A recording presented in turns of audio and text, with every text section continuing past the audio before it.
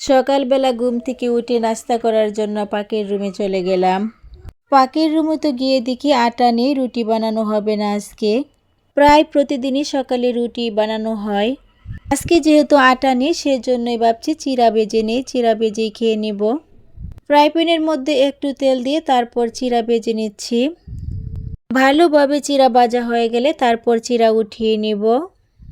কড়াইয়ের মধ্যে সাদা তেল আর ঘি দিয়ে তারপর পেঁয়াজ দিয়ে ভেজে নিব।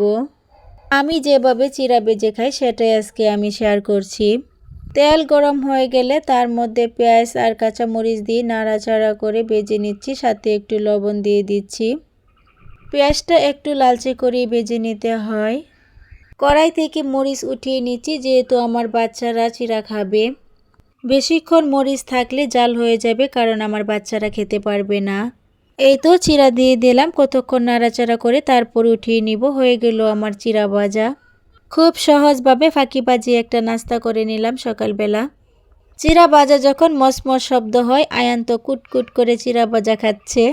চিড়া ভাজা খাওয়া শেষ করে আয়ান বাজারে গিয়ে তারপর আমার জন্য বাজার নিয়ে আসলো।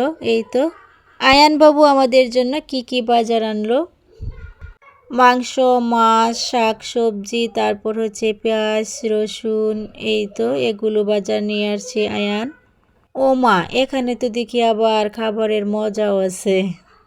এগুলো হচ্ছে আমাদের সকালের নাস্তা, ব্রেড, কেক, চানাচুর, তারপর হচ্ছে আটা। এখানে কিছু শাক সবজিও আছে। এই তো সব মিলিয়ে বাজার অনেকগুলো হয়ে গেছে আজকে। আয়ান বাবু বাজার করে নিয়ে আসছে আর সে গুছাবে না, সেটা কি করে হয়। একটা বক্স এনে তারপর কিন্তু এক এক করে সব ধরনের প্যাকেট ভরে নিচ্ছে। মাশাআল্লাহ, ছেলেটা কিন্তু আমার অনেক কাজ করছে, মোটামুটি সব কাজ গুছিয়ে নিচ্ছে। বক্স ভরে গেছে, তার উপরও আবার জিনিস এনে এনে রাখছে। সব বাজার গুছিয়ে তারপরে তো হাঁসকে খাবার দিতে যাচ্ছি। আজকে হাঁসের জন্য বাজার থেকে কিছু খাদ্য কিনে নিয়ে আসা হচ্ছে। আমার হাঁসে তো এই খাবারগুলো খেলে প্রতিদিন ডিম দিবে, আর আয়ান বাবু আর আরাব বাবু মজা করে ডিম খাবে।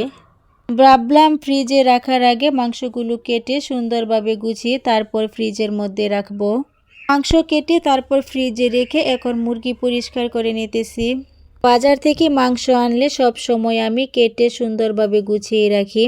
যেদিন আমার বাজার নিয়ে আসা হয় সেদিন আমার রান্না বান্না একটু দেরি হয়ে যায়। বাজার গুছিয়ে তারপর আমি তাড়াহুড়া করে রান্না করতে চলে গেছি, কারণ আমার ছেলে স্কুল থেকে চলে আসবে। কথা বলতে বলতে একেবারেই ভিডিওর শেষ পর্যায়ে চলে আসছি।